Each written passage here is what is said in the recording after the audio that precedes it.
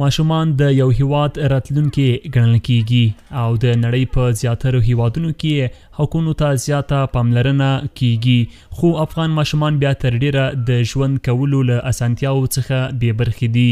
دا چې ماشومان د خوب او مطالعې ترڅنګ تفریح کولو ته هم اړتیا لري، خو په افغانستان کې ورته لا هم د تفریح کولو امکانات نه دي برابر شوي. په کابل کې د ماشومانو لپاره د تفریحي سیمو کمښت او د ځینو پخوانیو پارکونو ویجاړېدل هغه څه دي چې افغان ماشومان یې اندېښمن کړي دي. دغه ماشومان وایي چې د دوی لپاره تفریحي سیمې په نشت حساب دي او په دې برخه کې دوی ته هیڅ راز پاملرنه نه ده شوې. ایمان ټال اخمالک موټر غټ ځای اوسېږي، چمن اوسېږي، توپونه اوسېږي، دغه شیان اوسېږي. الخ کې اوس چې زموږ لپاره تفریحي سیمې کمې دي نو موږ دلته د لوبو کولو لپاره راځو. دا ځای هم کوچنی دی، موږ غواړو چې زموږ لپاره تفریحي ځایونه ډیر سي.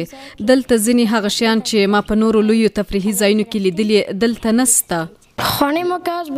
زموږ کور په چهل ستون کې دی، ډیر تفریحي ځایونه نه لري، نو زه له هغه ځایه دلته کله کله د تفریح کولو لپاره راځم او دا ځای هم ډیر کوچنی دی. هغه شیان چې زما خوښیږي هغه دلته نشته. له خوشحال خانه راغلی یم، دلته چرای کمبرت ساتیري لپاره ورې پارکونه نسته، چمنونه دلته راغلي، دلته بس ساتیري وکړو. له خوشحال خانه راسو دلته ورې یو شی نسته، نو چمن ساتیري وکړو، یو پارک جوړ کړي، یو شی جوړ کړي، پارک چمن. د دغه ماشومانو د کورنۍ غړي له حکومت او نورو اړوندو ادارو څخه په دې برخه کې د مرستې غوښتنه کوي او وایي چې ماشومانو ته یې د تفریحي سیمو د جوړېدو ترڅنګ د ژوند د نورو اسانتیاوو د برابرولو په برخه کې پاملرنه وشي. موږ ټول تاسو ښه پوهېږو چې ماشومان تفریح ته ضرورت لري او تفریح لپاره باید مشخص پارکونه دوی لپاره آماده شي او دولت نه دا هیله ده چې څو دغه پارکونه زیات کړي او فعلا ماشومان لپاره مشخص پارکونه نشته. نو زه خپله کله چې مثلا وروري یا مثلا خوریای ډېره لرې منطقې نه دلته راولم تر څو دغه فضا کنه ساتیري لپاره ورته جوړه شي. موږ چې دلته د پارک لپاره تفریح لپاره راغلي، خپل وروڼه مو راوستلي دي د پارک ته، ځکه زموږ کورونه ډېر لرې دي، نو په دې خاطر موږ دلته راغلي اوس دلته د خپل وروڼه مې راوستلي دلته تفریح لپاره. موږ له حکومت څخه دا غوښتنه کوو چې موږ ته پارکونه جوړ کړي. کابل کې پارکونه شته خو ډېر په کم اندازه دي، نو موږ له حکومت څخه هیله کوو چې نه یوازې کابل کې، ځکه نور ولایتونو کې هم باید پارکونه جوړ کړي. نور ولایتونو کې خو پارکونه بیخي کم دي او ماشومان چې دا تفریح ته ډېره اړتیا لري.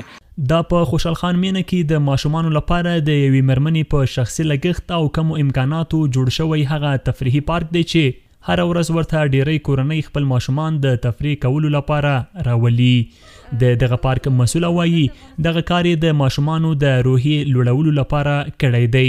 په دې اړه نوموړې داسې وایي: داسې و چې وضعیت د افغانستان ټول خلکو ته ښه معلوم ده او د ماشومانو روحیه ډېره زیاته ضعیفه سوې، نو موږ داسې یو تصمیم ونیو چې داسې یو ځای جوړ کړو چې د ماشومانو روحیه ته لږ څه ښه سي د ماشومانو لپاره. بیا نو دغه ځای هم جوړ کړو اوس، نو فعلا ماشومان د همدغه ټولې منطقې همدلته راځي. دا ځای ډېر وړوکی دی، ماشومانو لپاره بیخي نو ډېر کوچنی ده. موږ سامان د بازي ورته تر اوسه سم نه دي اخیستي لکه باید چې ورته وي، نو موږ غوښتنه دغه ده چې دا ځای لږ سره غټ جوړ کړو، یعنې غټ کړو او راسره مرسته وشي.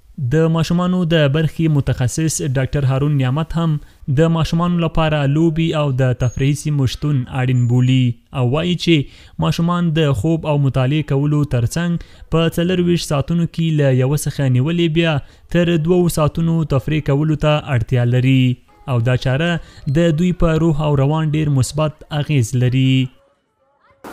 طفلا معمولا بر 1 الی 2 ساعت ماشوم له یوه څخه نیولې بیا تر 2 ساعتونو او کوچنی ماشوم بیا ډیر تفریح کولو ته اړتیا لري.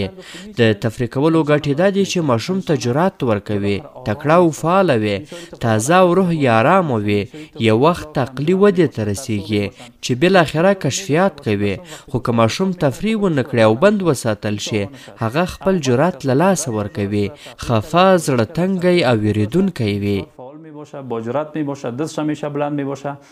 د یادونې وړ ده چې په نړیوالو کنونسیونونو کې ماشومان له ځانګړو حقونو څخه برخمن دي، خو په افغانستان کې لا هم ګڼ شمېر ماشومان په درنو کارونو بوخت دي او یا هم د خپلې کورنۍ سرپرستي کوي عبدالله حیدرزی CGTN پښتو کابل.